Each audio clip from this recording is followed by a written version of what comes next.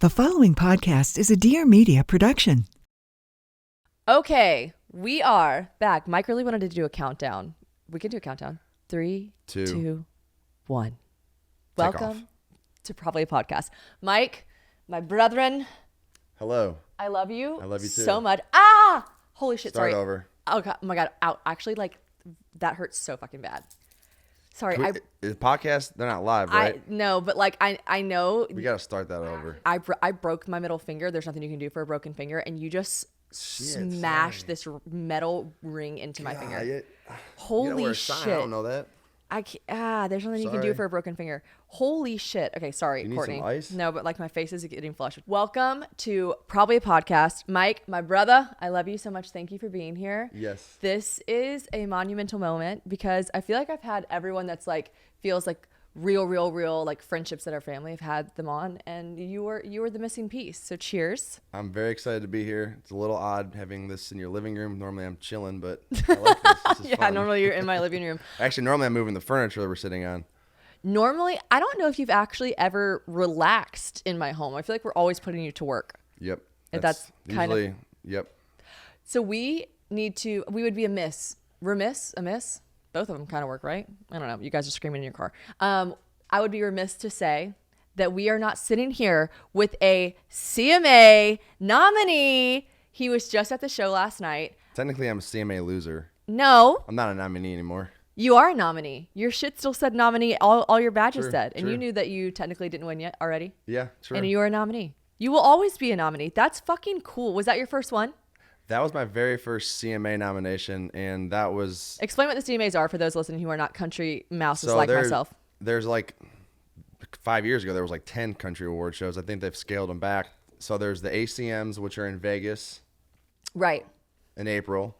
Okay. There's the CMT awards, which are usually in June in Nashville. Those are a bit smaller, right? They're smaller, but it's more laid back. You can kind of, it's not a very fancy affair. This is like the Met Gala for country mouses. But the CMAs is the Super Peak. Bowl. It is. And it's a black tie, you're supposed to wear a black tie event, kind of formal wear, and very fancy. And it's the most, I think it's probably the most prestigious it is. award show in country music. So yes, crazy. I mean, I still can't believe it. It was the most insane experience of my life.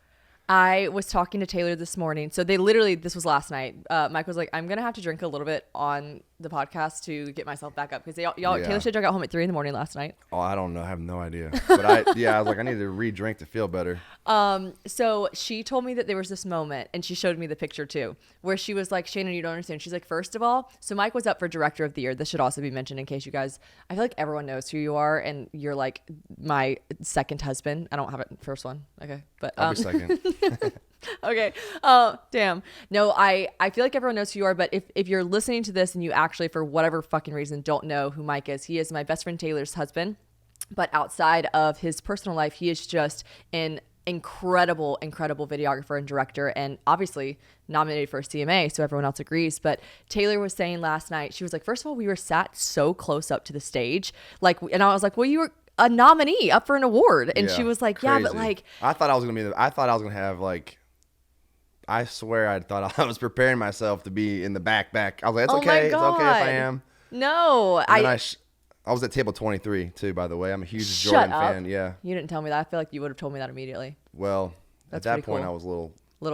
Three sheets, 23 sheets to the wind. 23 sheets to the wind, yeah. But she was like listing off the celebrities. She was like, Shannon, we were sitting in front of, and she would list celebrities. I'm like, what? And she's like, yeah, it was crazy. But she said there was this moment where she looked back at you, and the whole stadium is obviously absolutely filled to the brim with fans, with viewers, with celebrities and videographers and the TV crews. And she goes, and Mike was sitting there with this red Solo cup, and she was like, this beautiful Chris Stapleton song was playing, and I just looked at him and was like, wow, this is an incredible moment. I'm so proud of him, and it made me happy because TT, she's not that emotional. Yeah, me and you were emotional. She's just not that. I know. Yeah, I try to make. I'm like, hey. She's like, no, but I don't know how to explain it. I've been working in country music since my junior year of college. I'm 37 now, so I've been going to award shows 3 to 4 to 5, 6 a year. Right. Running around, sneaking around. I always am getting yelled at by the publicist and sneaking around trying to film and pushing the boundaries. And then last night, to be at the CMAs, I've never really soaked moments in like that because I've been in Nashville directing videos for 10 years and I've never had a CMA nomination. So when Alan Jackson, Chris Stapleton, yes, that was heavenly. But when Alan Jackson was up there and he shook his leg, I had chills go up my whole body because I would listen to Alan Jackson songs and his whole album on repeat for weeks and weeks and weeks, and then get to the next one and chasing that Neon Rainbow song. Like I'm not going to be a singer. That's not my dream. But the Neon Rainbow for me is directing country videos. Right. And I was teared up the whole time. And Aww. What I was saying about being at all these award shows, you kind of get used to it. It kind of is like a chore sometimes. It got to be a chore for me going to the award shows because for me it was a stressful filming experience, and you take it for granted. Totally. And I never realized how lucky I was to get to go to these award shows when I was working. So, to be there last night and see it in a different light and to truly, genuinely be very appreciative and also enjoying the whole show and wanting to be in my seat, not wanting to go run around like I normally do. Yeah. Normally I'm in the dressing room. I wanted to soak it in, and having Alan Jackson there, oh my God. Iconic. Okay. So iconic. So obviously we have a lot of questions. We're going to get to, I know everyone's going to want this interview for different reasons.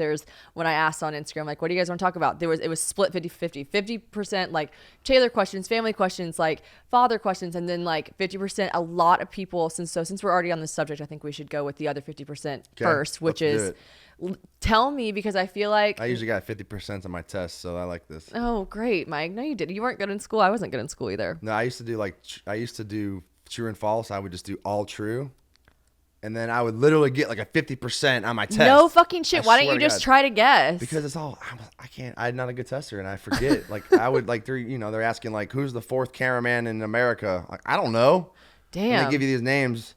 You're like, I don't know. Well, I'm going to ask you, I want you to start because I feel like sometimes TT and I can accidentally steal the limelight away from you, and people might just think that you're literally just her husband / my husband. No, that's fine. So, I like y'all being in the lights y'all are in. And well, I want to know who or why, like how you started your career as a director, what you did first. You lived in LA, like you didn't just move to Nashville. I want to hear we do have a time frame. So let's do a synopsis of your life, because Mike is like me, which to Taylor's, great dismay. Both of us are just a bit long-winded. We tend to tell a lot. Well, I think we're alike too, because we're dreamers and we're not like, I don't know. I didn't get the greatest grades. I wasn't the greatest student. I don't know if you were not, but we are driven. We have drive, and cheers to that. Cheers to that, baby. Cheers to drive. So I had a lot of friends. I had a friend call me like an hour ago, and all my friends from back home are so proud of me because I was the kid who would set up a tripod, lip sync to a Tim McGraw song, go find people to let me shoot B-roll of them,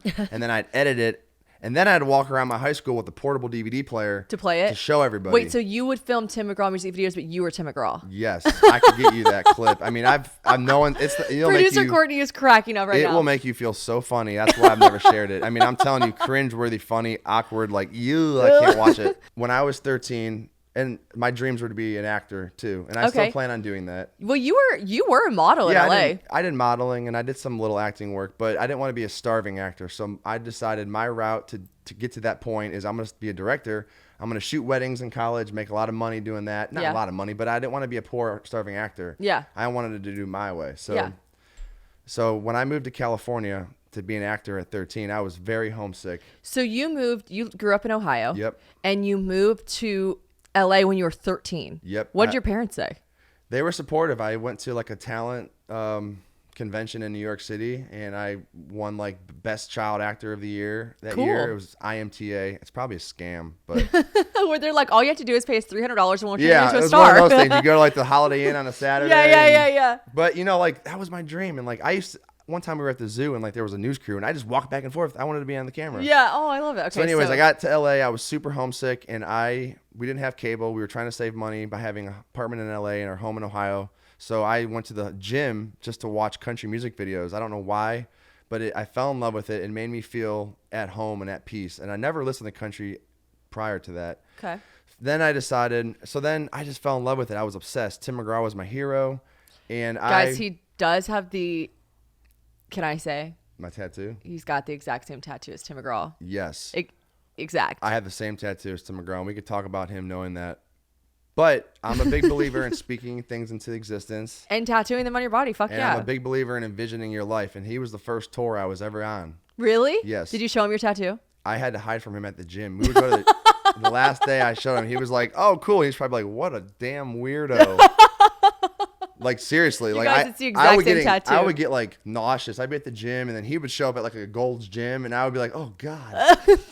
It was so embarrassing. That's so funny. I love that. I'm not embarrassed by that. I think it's iconic. But okay, keep So, going. anyways, I wanted to be an actor, and then I ended up falling in love with country music. And then in high school, I was like, I can make these videos, and I was always obsessed with putting things in a sequence because back then we had no computers to edit. Yeah. So, anyways, I moved to Ohio after trying acting, didn't work out. Moved back for my senior year of high school. I interned at the local morning radio station, which was a huge opportunity for me. Yeah. From there, I moved back to LA, and I had to go to LA because I had to go to film school. I had to learn film in LA, but I always wanted to get to Nashville. And throughout going to school in LA, I shot weddings, and I crafted myself that way. Okay. Learning how to tell a story, learning how to shoot. But I struggled in LA. It was very difficult for me because I was financially supporting myself to get through college and to pay my bills and try to go to college, which I'm awful at it. Right. Same. But I dropped out. I was getting ready to move to Nashville, and one day I was driving and I got lost, and I'm sitting at a red light, and I look to my left, and I see this really beautiful building, and it said Academy of Country Music. In LA? In LA. And I was like, holy crap. So I went I didn't know the ACMs were based out of LA. Oh, yeah, because they are. Yeah, They were established out there to give the West Coast support in country music. Okay. So anyways, I emailed them, and I'm like, I will clean all your cars. I will do whatever it takes. They had no video department. Fast forward, I ended up being there for 5 years. They paid my last year of college for me. Oh, what were you doing there? I was the in-house video guy. I just started off logging tapes, and then I was noticing they were paying people to edit. So I said, I can do that. Yeah. Took it home, would edit, and I'd impress them. Uh-huh. And then Toby Keith needed somebody to go to Afghanistan with him. So they...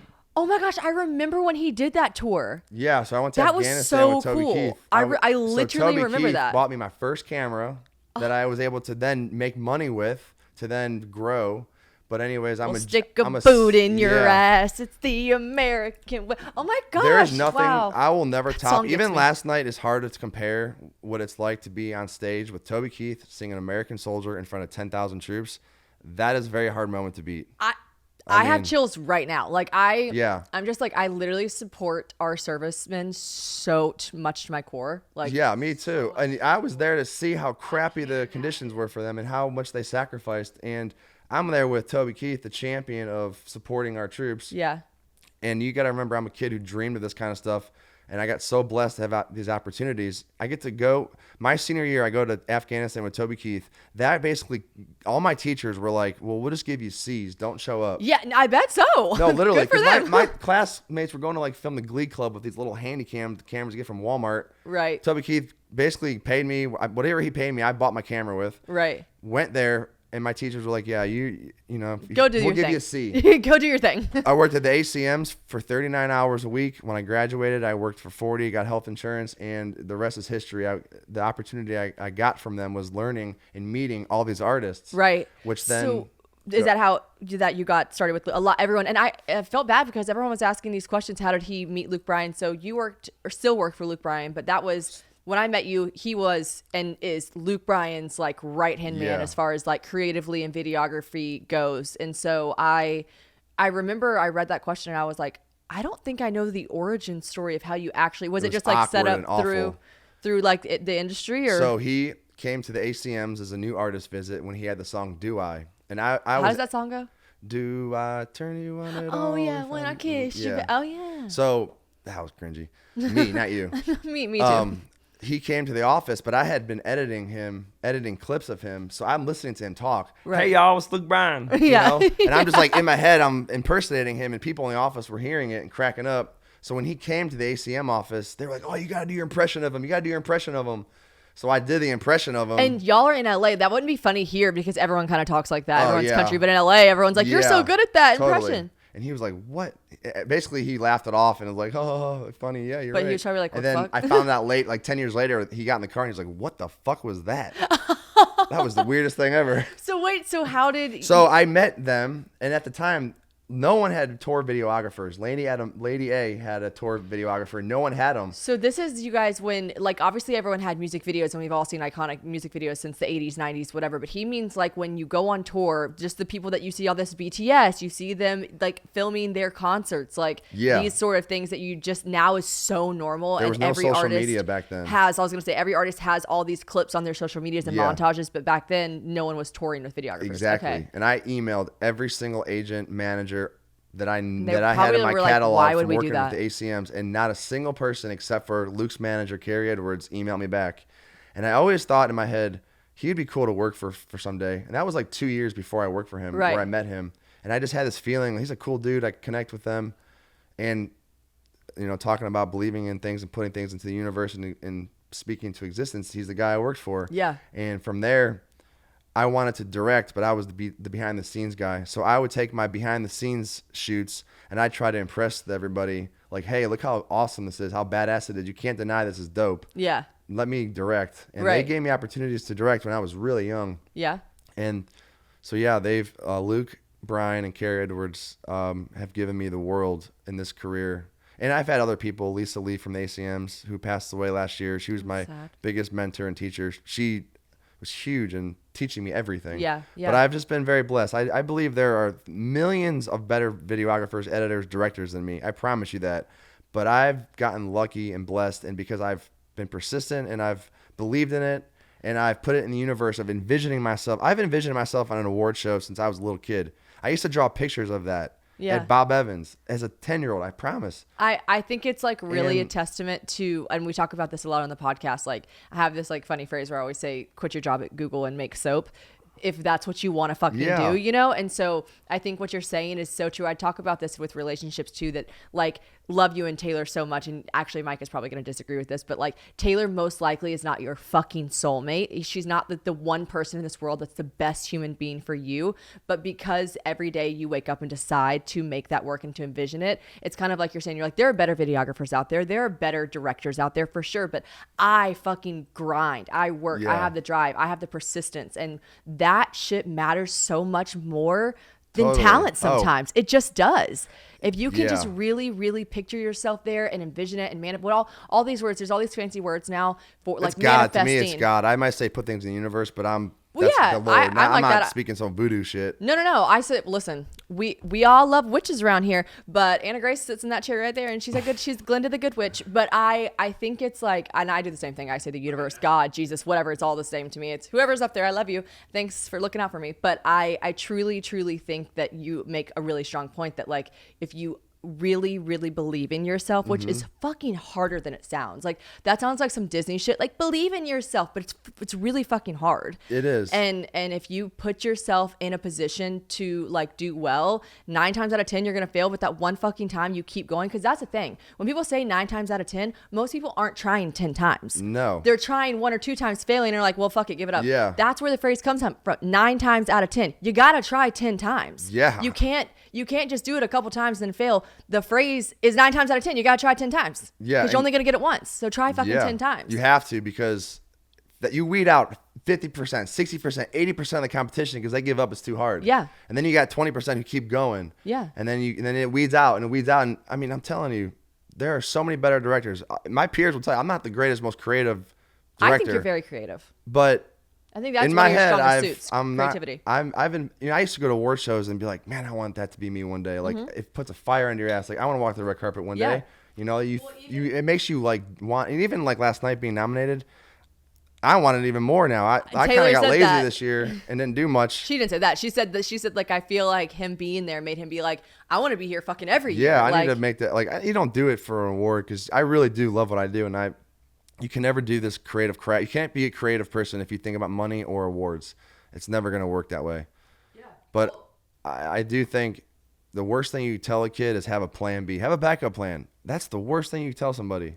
Yeah, I mean, that's a really common thing I feel like people do tell their kids. Don't do that. You're going to tell them they can give up and then be safe and go do something lame. I think, like, I would always tell, I don't have kids obviously yet, but like like be logical and like you know what, your backup plan, I know you don't want to call it this, but your backup plan was shooting weddings. That's not a backup plan. That was you being logical. Hell no, and was so not my backup plan. You don't have to call it a backup plan. You can just say like, that was my step to get there. I want to like raise my kids and be like, follow your dreams, but be fucking logical along the way. You know. I mean, there was a point where I'm friends with Jimmy Butler. He's an NBA basketball player, and I've texted him like, hey, I got enough money saved up. I don't have to work, for a year. What if I played basketball every day, all day long, ate, train, live, breathe? He's like, you'll never make it.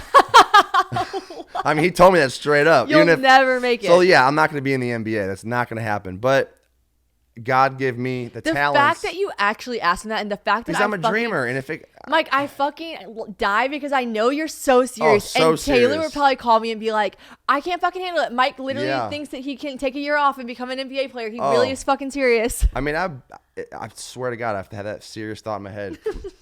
But My cheeks God hurt. gives me talents that are manageable, and so yes, I agree. You have to have these dreams that are within you can't be 6 feet or 7 feet tall and want to be ride horses. It's not. It's never gonna happen. You have to be jockeys or little. Oh, jockeys. I was like, you could ride horses. No, you know what I mean. like a jockey. Yeah. But I was never oh had God. my backup plan. I was nothing against shooting weddings. It taught me everything. It's harder to shoot a wedding than it is to do a music video. But no, I envisioned myself. I mean, I really just pictured what it would be like. And like I said, Tim McGraw was my hero. He was what made me want to do this, believe in it. I had the same tattoo as him. He's rubbing his I also arm. made my brother and dad get the same tattoo, and I didn't tell them it was Tim McGraw until after. No, you're so fucked Swear to God, up. I know. Well, were they mad? They were kind of like, what? I had this design. How you like this design? Oh, it's cool. Okay. I'm dead. I don't know. Okay, So I do have a question in regards to your when you were shooting weddings, whatever. I already know the answer to this question, but for the people listening and watching, this is also on YouTube. Oh, really? I've accidentally picked my nose like 3 times. Courtney, crop it out. Put every time I like know you're talking, I know the frame will be on you, so I just like a little. It's kind of itchy. I don't know why. I was like an alcoholic sitting there going. Welcome to probably a podcast. What do you mean? Actually, I have been drinking a lot less lately, but for you, anything. It's fun. Okay, my question for those listening and watching back home. What does that mean? Okay. Wherever you are listening, I want to know in your life, maybe let's think when you were in LA, what was something you did to make money when you didn't have a lot of money? You trying to tell me like to answer something funny or for serious? I'm serious. You talking about my porn covers? Yeah, I did porn covers. Okay, I need you to break this down. Also, like coolest fucking girlfriend / fiance / then was her wife. Mother-in-law too. Everyone thinks Oh it's yeah, fun. Taylor's mom, Sparkles, who we fucking love and adore. She also is just like, oh, this is funny. My mom and dad would think it was hilarious too. They do because they also know about it. But I need you to. The day I found out about this, I don't know how to explain to you guys. I lost my fucking mind. It's the greatest photo I'll ever have. I was like, surely Taylor, it does not know what she's saying or implying. Taylor's also just like she's like very. She's so cool. My wife is the coolest chick ever. She is cool, but she's very, not innocent is the right word, but like, I was like, Taylor doesn't watch porn. So I was like, Taylor, what do you mean? I don't watch porn. I know, but I'm saying like when she was explaining that you were on a porn cover, I was like, you're obviously not right. Like you're mistaken. And she's like, Shannon, he shot a porn cover. So please break Okay. it down because not porn. He never shot porn. I don't even like porn, and I'm not just saying that. James is very anti-porn too. I'm not even just into it, and I think it's bad and for your sex life and all that. Anyways, but if you do it, that's your life, and do it a hell yeah. Whatever It the hell you shoots your want. dopamine levels, just so you know. So, yes, I think I was at the ACMs working for the Academy of Country Music at the time, but Country I was still music, a college just bringing student. everyone together. The I was porn still industry. a college student at the time, and when you live in LA, it's so expensive, and $200-$300 makes a difference when you're trying to pay your car payment and all that. So I was broke as hell in Nashville, and $200 So what made a happened difference. was I used to also have a mobile detail business, so where I would drive a trailer around LA. And so weddings get me work on the weekends and editing at night, and detailing cars let me wash cars around. You got to go wash my mat. You spilled bourbon all in the back of my car when I dropped did. you off I at was ACMs. so mad. We were in that long limo line, and I dropped my damn bourbon. That was also we were back. It was backstage. It wasn't on the road. No, I was driving them to the ACMs, and it was like so pure and sweet. But Mike did fucking spill bourbon in my And car. I had like 45 minutes in this line at the Okay, yeah. sorry. Anyways, detail my car, bitch. So, what was I talking about? You were saying you had a detailing business, and then you did you shot Oh, weddings. you gotta hustle. So there was these two guys, Keith and Dean. They used to they're not together anymore, but I've known them since I was 10, 12 years old. Okay. They used to do all my headshots. They were family friends of ours. They took care of me in LA.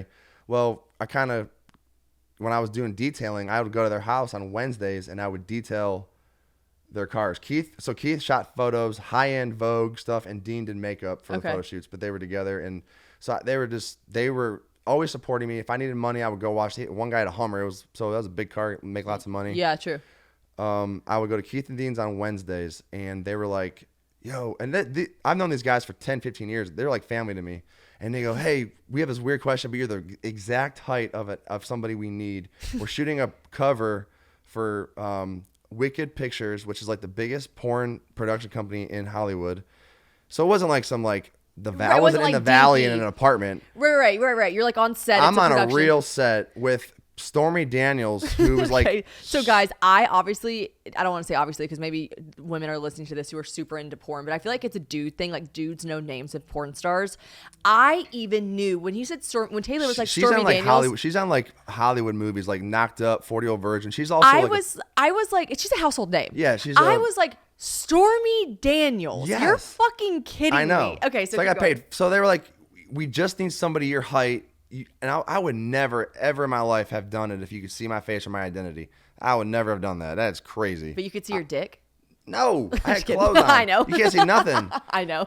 So I showed up, and yes, it was, Keith and Dean had a giant barn. They lived out like in the ranch part of LA. So they had some land.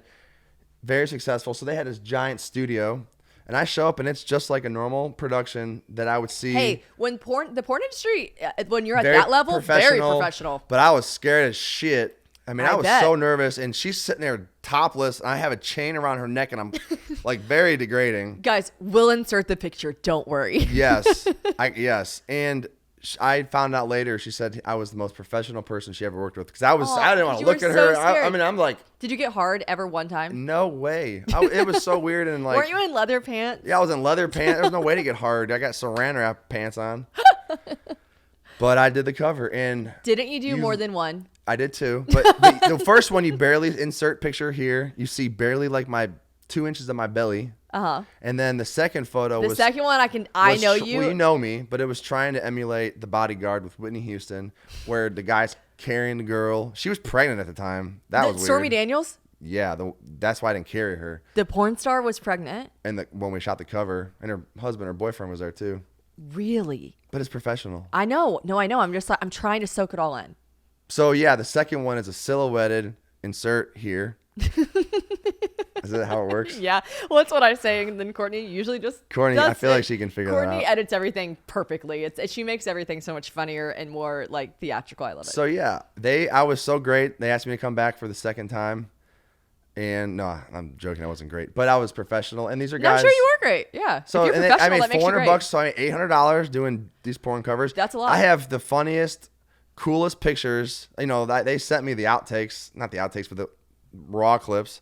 And it's, I'm blessed to be married to a cool girl who doesn't bothered by it. I didn't know where that My mother-in-law was going, thinks it's funny. No, I'm just saying like no, some people. You were like, I'm blessed to have been a part of something, but no. No, I just, I was just honestly trying to make some money to pay the bills. It's one of my favorite things about you. I never would have done it if you knew it was me. I truly believe, I think you should stop making excuses or prefacing that, because when I tell you, it's one of my favorite things about you. And the day I found this out, my cheeks physically hurt from laughing so hard, and I still did not believe Taylor even when she had the photo up and she was like, bitch, look. I was like, you're fucking lying. No one can top.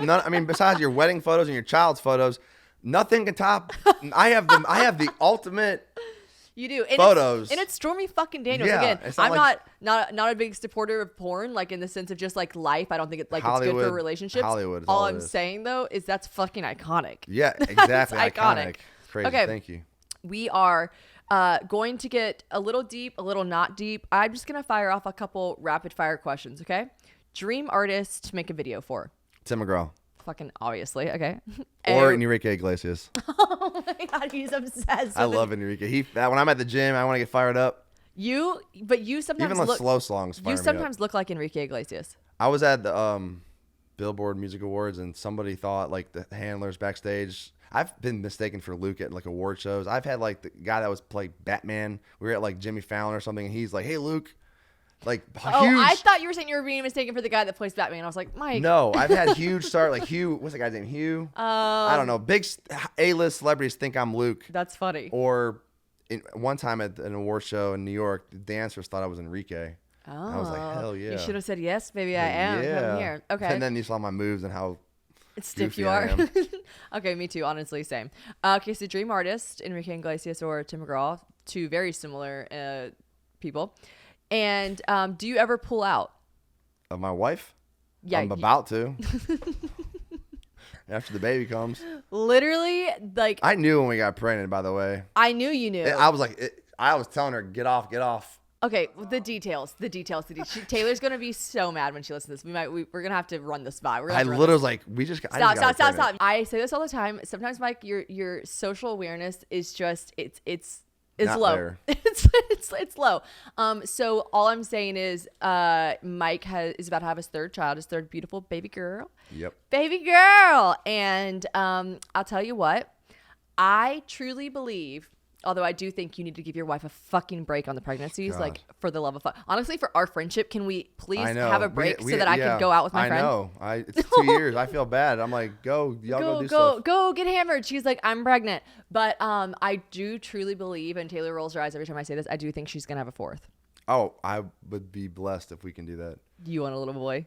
I think it'd be awesome to have 4 girls. I love being a girl dad, but I also think it'd be awesome to have a son. Yeah, I agree.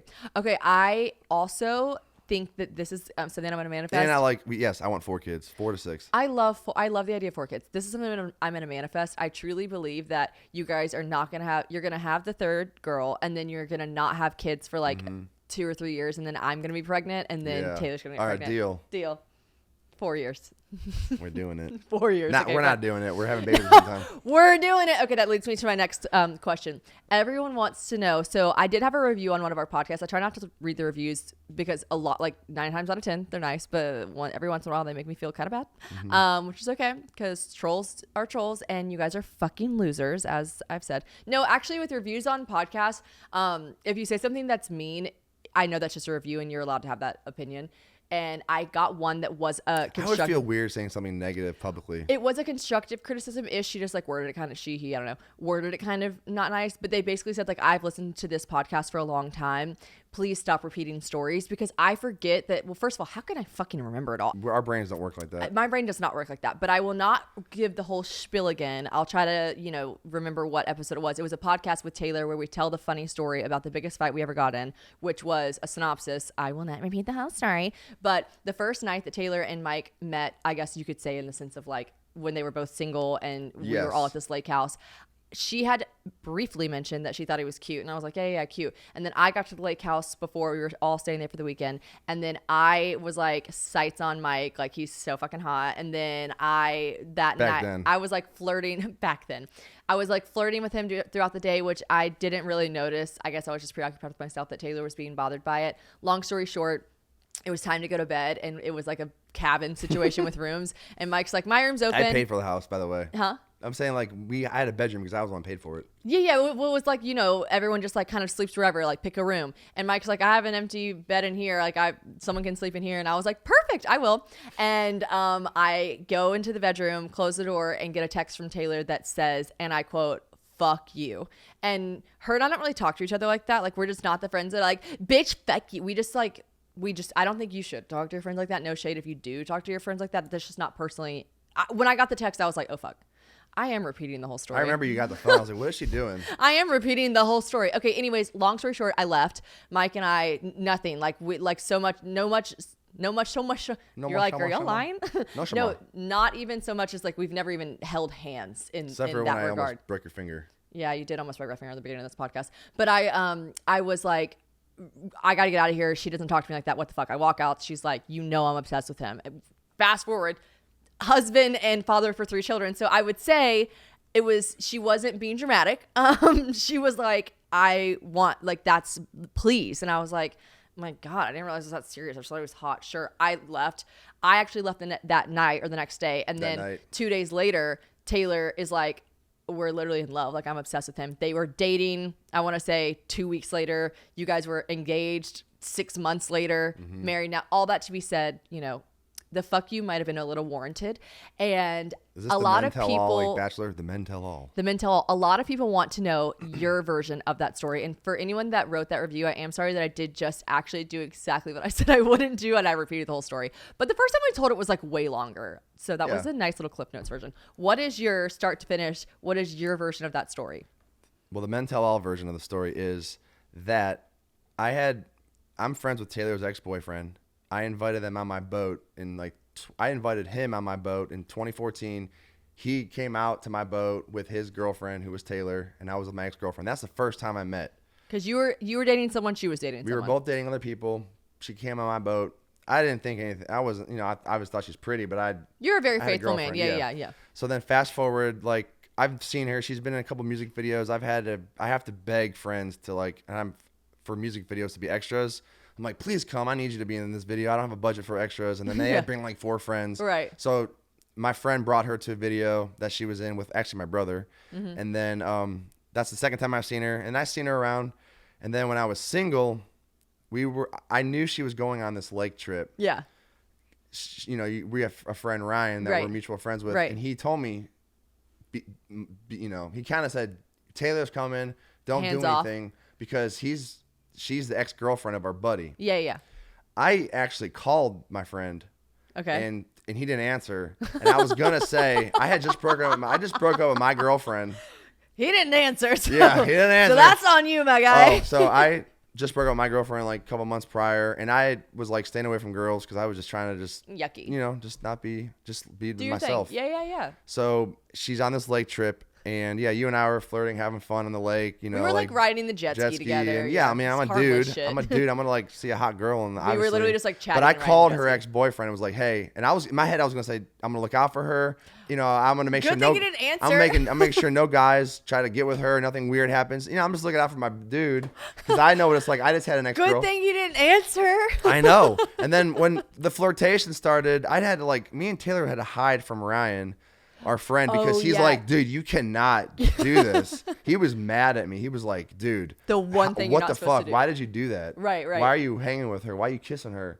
I'm like, I'm in love with this girl. Like, I remember one time we were cuddling and I was like locking her. I was like, God, I love it. I don't know what it is. I love this girl. When you guys first met, the first weekend, I was y'all were like, like, I love her. I loved her. I don't know what it was. That was a question, and I wasn't even gonna ask it because it's kind of So I tried to stay away from her, and I know how much hard. you're obsessed with her, and so but one of the questions was like how did you know? When did you know Taylor was fun? I'm like, I know that motherfucker knew. As soon as I broke my rule of not hanging out with her.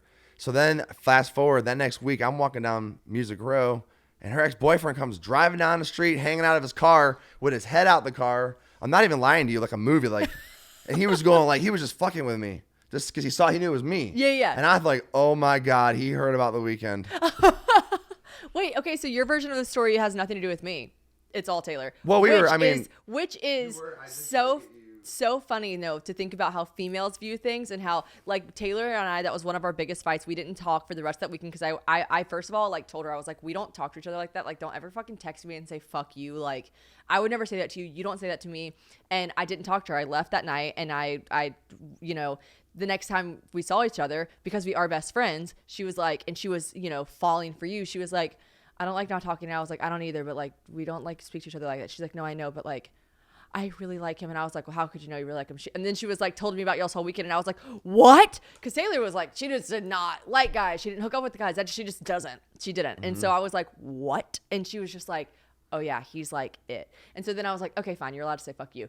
But it's funny that was such a big deal to us. And you're like, all you remember is just yeah, no, I fell in love with Taylor. I love her so much. Oh yeah. And we were like, yeah. Oh, it's funny. But I don't think I ever...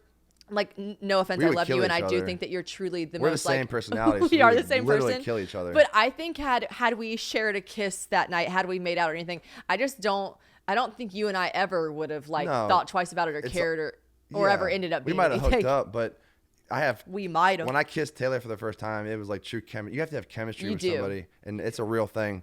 And even kissing is intimate to me. I don't really like. It's very intimate. Yeah. I don't really even like kissing people unless I'm for real. It's like putting your tongue on somebody, some ass stranger's ass tongue. That's nasty. That's the dirtiest place of your body. It is. Is it? I don't know. pretty sure like your hands have to be. Maybe your cell phone probably. That's not even your body, but It's not on your body. I had chemistry. So I like that version of your story. But one question that kind of reverts back to this, but I'm not trying to make this all about me. But what was your first impression of me? Not even talking about at the lake, but like people want to know like what you thought about me when you met me as like Taylor's best friend, when you knew that it was like a package deal, her and I. I knew you guys were a package deal from like right after the fuck you text. But I honestly, the part of the reason I love Taylor is because I loved her friends, I loved her family, her siblings. So Same. and that's I've had girlfriends who I did not get along with their best friend. That could be a big problem. Yeah. And I've had girlfriends who don't even have friends, and it's weird. Red flag. Yeah. Sorry, red flag. So I think. Red flag. So for me, like I wanted a girl who was independent, who had their own friends, who would go out, not let me, but like I might want to do something. I might not, like we What's have your space? Yeah. So I think Taylor and I have a cool relationship because she's like, hey, can I go out tonight? I'm like, hell yeah, Oh go my out God, tonight. you're so sweet. I talk about this all the time on the podcast. I really do. But like, I talk about how you genuinely, I like text it. Cause listen, I'm not asking Mike for his permission, but at the end of the day, I'm taking the provider away from his home who like does everything for us. Does a lot. And they have 2 children, one small, like I remember there was a time where they were both, I think the kids were sick. And I was like, Mike, I like trying to make it my fault. I was like, I really want Taylor to come to dinner with me. Like I have XYZ. Like, do you mind? He was like, oh my God, absolutely. Please go. And you were always like that. You always want her to have I don't the want time. anyone to tell me I can't do stuff You've like that. but you've never guilted her. I see a lot of times in relationships people being like, well, I guess, but just so you know, and you guys don't guilt each other. You let each other do their own thing, and that to me is like so healthy, and I really like seeing I'm that. a loner stoner. I like to be home anyway, so if she wants to go out, that's her thing. That's what she enjoys doing. I like to be home mostly, so yeah, I think it works really well. Yeah. Okay. Let's see. What were your thoughts on Very Cavallari? Because you and Taylor had only been dating for how long? Not long, but she tells me the first weekend we're hanging out that she might be on some TV show, and I'm like, I really didn't believe it. And then Taylor and I have been like filming for a pilot. I think people talk shit. They just talk smack. They're trying to impress somebody. I don't know. I was like, this is not real. Also, you're on the side of production. It's funny now when people tell me like I'm gonna be on a TV show. I'm like, well, you might be, but when it happened, you gotta go through all these steps first. So you know all the steps being in production. So you're probably like, are you gonna be on a TV show? I just didn't think it. It was like 6 months on here and nothing, and I'm like, it takes a long time. The process is long. I really thought it was a fake, or like I didn't think it was real. And then when it happened, I showed up. My friends back home didn't think it was real because I told them 2 years before when we filmed the pilot. I was like, guys, I'm gonna be on E, and they're like, no, you're not, bitch. Well, when I showed up to the very first filming, because I got to show up with you guys. You guys had other people who weren't cast members come. I might have smoked a little joint prior. No, not you. That's so out of character. Mike, I literally had to grab his weed and take it out of my house. I was like, I have another guest after you. It smells like fucking pot in here. Sorry. No, I love it. But anyways, so that puts you in another level. And then I see there's like 8 cameras. There's like 8 cameras, lights, like 50 people. It's the biggest production I've ever been on. Like music videos aren't even that big of productions. Listen, this is huge. We were on E, baby. And then I'm like, I know how I edit shit. I take sound bites and I move them to make it work for what I need to tell a story. Right. So then I got freaked out about that. I called a friend and Which is a thing in reality TV. You definitely can. And then, but overall. It didn't happen that much in our show. I'm so happy that you guys did it. It was such a fun experience. I learned a lot in my career of, pre-producing some stuff. You can't just follow people around with a camera and expect it to happen. Yeah. I learned a lot. And, like someone asked Taylor I was like, I would totally do that again. I want my own HGTV show. HGTV show. You mean you want to film in HD? No, yeah. you want to. Yeah. Is that what you said? You said you want to be on HGTV. Got it. I want my own show building huts, Kwanzaa huts. Okay. One day I will have my own show like that. We know this man can fucking manifest it. It's not time for me to focus on it, but one day it will be. If you dream it, you can believe it. Yeah. Be the 9 times out of 10. Start 10 Flashback TV shows. When YouTube's like not here and we have some other platform, insert this clip. Okay, boom. When YouTube isn't here anymore. Oh, yeah, you could pull this clip. Yeah. Probably a podcast will be so revolutionary at that point. It'll be in the archives. So, speaking of Kwanzaa Hut. Yes. Tell us how that dream came to be, because I'm going to talk about something. What you just said about not thinking Very Cavallari was a real, or the TV show was even going to happen, be a real thing. It's because it took so long. That's kind of how I felt about the Kwanzaa hut. I'm not going to Yep. lie. And now the holiday hut is available for booking. I will put the link in the bio for YouTube. If you guys want to stay here, it's incredible. Head to the holiday hut. They have their own Instagram page, correct? Yeah, it's got, and, yeah. And you can see it sleeps how many people? Kind of give a brief publicly, synopsis. we have our own private area that we don't rent out to people, but it sleeps 20 people for guests who want to come share the space. So it's 6 bedrooms with California king beds and six California Kings. bedrooms, yeah, master kings. Jesus. And then they've got That's so nice because you know when you rent a fucking you place. need a long bed. No, I don't even care about the California King part. I think those are actually kind of a scam. But because he No, was they're like, not. They're 4 inches longer. I I need guess- that 4 inches for my toes. aren't we all? So I feel like when you're renting houses, when you're going on a big trip like that, I'm like looking at producer Courtney because I'm looking at anyone who's gone on a trip with friends, right? Like you all pay the same amount, and then it's that fucking awkward thing where it's like, who Yeah. gets the master? And you know what happens sometimes? You're like, you usually give it to the couple that like found the house, Right. even though y'all are all paying the same amount. Yeah. You're usually like, well, they found it, or well, it's their trip, or whatever. And it's so awkward because you're like, I want the fucking master. So that's really nice. You have 6 masters. Yeah, and then we have 7, but we keep ours to ourselves, and then we That's have nice. A bunk room Taylor's with 8. fucking weird like that. She would. But yeah, she doesn't like people sleeping in, you know. Yeah. She got we have 8 bunks, a bunk room with 8. But the original idea started off because this is just our lake house it's not like I'm not trying to build anything weird. It's just our lake house that we're going to offer up for rent. But it was my dream to have a place to have all my friends and family come be at because you know you try Mike to travel. loves camaraderie. He loves The more the merrier for me. He loves, my favorite thing about you is your family, you just really truly to your core, which is why I also feel so welcomed in your home at all times, like probably too welcome, honestly. But like, No, you're good.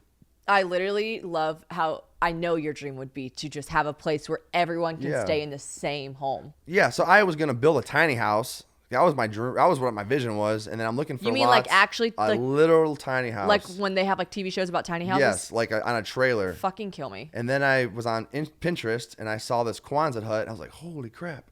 And then I Holy saw crap. how inexpensive the structure was. I got my building 60. So basically, the structure was cheap. So in my head, I thought it was going to be cheap to build. It was not. It was 60 feet wide by 100 feet long. That's 6,000 square feet of first level. I got it for 30 grand. I think I had $31,000 at the time. So I bought it, and I'm thinking it's gonna cost me 200 grand to build this. I was way wrong. We don't have to talk shop here, but let me tell you guys, he was so fucking wrong. Yeah, but basically, I just had this vision of creating because I called it cheap space, a big house structure that I can create enough space in for a cheaper way than building a house. Yeah. So that's why I built the Kwanzaa hut, and I built it to have it accommodating. You know, A a lot of lot of times you go to a house, like you said, and you're uncomfortable. Yeah. People are on top of each other. You got, a lot It's of why Airbnbs. families end up having fights because you're just all on fucking top of each other all the time. Airbnbs, they sleeps 20, but then you got 3 queens in a room. Yeah, I don't want yeah. to be sleeping in the bed. That's It's fucking intimate weird. too. I don't like being around No, strangers that's when I fucking sleep. weird. Yeah, I agree. So I made it to where people are comfortable, and I have 2 kitchens. You know, I want people to not have to leave the house to be entertained. Yeah. So we have a movie theater, a big badass bar. Oh, We've it's got so a sick. It's like a sports basketball bar. court. It's just so cool. fun. It's a great location. Right by the lake. Okay, you guys check it out. It's fucking Took awesome. 6 years. It took a long time. Mike has been doing this since I've known you, and so Yeah, people don't believe it. It was your TV show. I've annoyed everybody about it. I love it, and it's honestly the most iconic house ever. So I'm thankful that after all this time, it worked out beautifully. And to get a little talking about family and to get deep for a second, I actually had a lot of people ask me. There were several questions just asking in regards to. So your brother passed away. Yep. 2 years ago. June 2020. So 2.5 years ago almost. Okay. And is there anything that you could talk about? I personally have not ever experienced a loss that great. I can't imagine. But something that you could say, and I know it's not a catch-all. I know everyone's grief is completely and totally personal and different. But there were people that asked, like, is there anything that you personally could say to aid in, like, the grief process? Or what helped you personally? Time. Yeah. There is literally nothing you can tell somebody. I mean, literally nothing. It sucks really bad to lose somebody you're close to. But for me, I talked to people that lost a brother. That was how because you lose somebody, a different relationship is a different loss. My mom lost a child. Oh my God. His wife lost her husband. Right. His kids lost a dad. Right. I don't know what that's like. Yeah. But I know what it's like to lose my little brother. So I tried to, for me personally, even last night at the CMAs, I was in a room with 2 girls and Luke We all lost a brother. We're all in the same club. We know exactly what that feels like. Right. And I find comfort in that. So that's time is the only thing that heals. It really sucks. I hate it. Oh God, sorry. That's like But me. it's I know life. you It's really life. well. It It's is life. Life and happens. if you're blessed to live long enough, tragedy is going to happen. Yeah. Sorry, that it makes me so sad because I love you so much. I know. I love you too. You were there for me when it happened. And I'm very, you got to have people around you too because it's tough. Yeah. Did that ever, sorry, I mean, like, let me contain myself for a second. I'm emotional. Did that play into, because I know you filmed, which we totally bypassed this, an amazing accomplishment. You filmed a documentary, speaking of being on tour with Luke Bryan for so long, being one of the first people to do tour videography and having all that footage for 10 years. Yeah. You created an incredible documentary. Thank you. I mean, beautiful, outstanding, wonderful. It's available on Amazon, correct? Yep, Amazon. And it's a series. Docu-series. Yep. And a lot of that was because Luke Bryan has experienced just immense tragedy in his life. Did you, like, after losing your brother, were you like, the whole time I was filming this, like, I never knew, like, did it feel just so different? I had I felt in my heart that Luke was in my life more than to just let me live my dream directing country videos. I knew that before my brother passed away. And this project that I did for Luke took me 10 years. My heart and soul was in it. To me, it was my gift to him and his family. And a lot of it is about the loss and his inspirational story to help other people. And when my brother died, I mean, I called him at 3 a.m.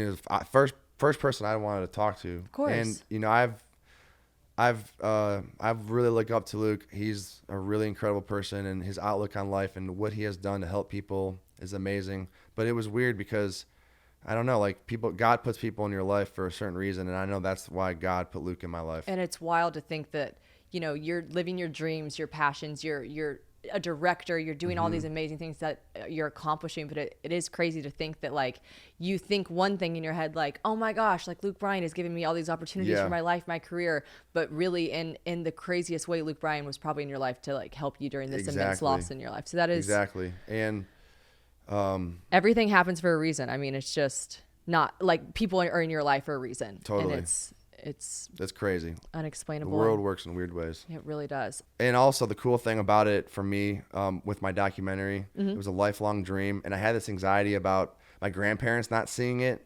before something happened, maybe. Right. Because they're old. So the Christmas before my brother passed away, the last thing I ever got to do with him, I showed my family. I had a 10-episode version, very long. My uncle was so bored, he left. He literally, I was like, damn, that's Uncle. so mean. Yeah. Was it Uncle Mark? Yeah. How'd I know? I couldn't believe it. He was like that honest. I'm like, he's like, I don't know. I'm like, this is a little long. I almost just said, damn, Uncle Mark. And then I was like, I don't know if it was Uncle Mark. Uncle Mark.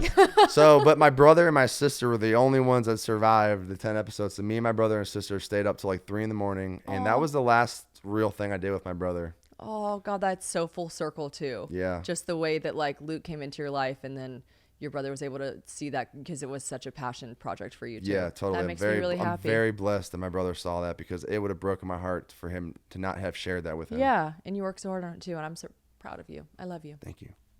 Okay, well, I'm going to try to stop crying, even though I love you very much, and that is a very emotional thing for me, too. We'll try to bring it up a little bit lighter, and people do want to know because they look up to you and Taylor's relationship, as do I. What is your... I actually can't wait to hear this. Mike, I fucking never know what Mike is going to say. So what is your advice for a single woman who's looking to settle down? Find a guy to settle down with. Bitch, that's some shit you would have told me. I don't know. If a girl is like whenever you saw me in these streets grinding, just trying to find the right guy, what would you have said to me? I think you just don't try to find the right guy. That's Yeah. my advice. I mean, I was really trying to focus on my career at that point. I had just gotten out of a relationship, but it's not up to me. It's up to somebody else. That's God, and he put her in my life. Might you say? I think when you try, my advice, I have a lot of friends that want girlfriends. I'm like, dude, chill out. Do you know what I think? I think this gets construed all the time because people are like, when you're not looking and when you're not trying, but like at the end of the day, like you do have to go on dates. Like if you're a young single female listening to this, like you do have to put yourself learn out what you there. like and don't like. 100%. But I think it's when you what you might be like almost kind of implying to, which I think is there's so much truth to this, is the second you start working on yourself. Like you said, I wasn't trying to find a girlfriend, I was trying to work on myself. Totally. I had my story with James. It was like I literally was like over men. I was like, I sped up and I was like, you know what I'm gonna do? I'm gonna stop looking. Realistically, I was still going on dates, whatever, but like I was like, I am gonna fucking focus on myself. And talking about universe, talking about God, when you start putting all of your effort, all of your time, all of your energy into yourself and bettering yourself. And by bettering yourself, that means putting your energy into your friendships, into your relationships. It doesn't mean scrapping everyone's feelings and lives around you. It doesn't mean, you know, doing everything for just you and being selfish. It means being selfish in some regards, but it means to really focus on your life, your relationships, your friendships, your relationships with your family members that you might not talk to as much as you think you need to, your career that you're not giving your all. Like the second you start doing that, it is fucking crazy. Doo-doo. All of a sudden a guy comes along that you're like, oops, that's the love of my life, because you're putting out that good energy. Like people are seeing that, they're like, that girl's sexy, that girl's working on herself. And then it helps you have a healthy relationship, because like you don't want to be in a relationship where you're the only person in that person's life. Like you're supposed to, when you're married, you're supposed to put your spouse before you, but in reality, you have to have your own life and your own things you want to do.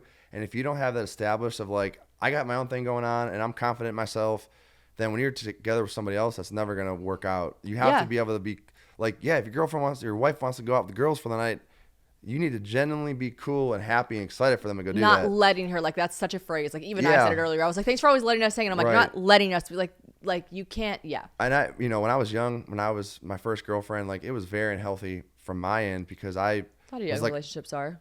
Yeah, like I was like controlling and I was like very insecure and I didn't have my own deal going and it was very unhealthy. And I realized later growing up, I don't want someone treating me like that. Right. That was part of what helped me have an epiphany. I think growing up made me change. Yeah, gosh, for sure. But well, Mike. Yeah. This has been fucking revolutionary. I love you very much. We've laughed, we've cried. You almost did break my finger. I originally said to cut that out, but like maybe we'll keep it. We probably should, because I was like being really dramatic. This fucking aura ring that like tells you everything about your life, like I don't know, like your sleep, your health, your breathing. I think it can track your period. Taylor should get one of these. He shook my hand and it literally, I don't know if you guys have ever had someone do that, but like the ring crushed my soul. But other than that, this has been fantastic. Yeah, sorry about that. And I love you so much. I love you too. Thank you for having me. Thank you so much, you guys. Bye.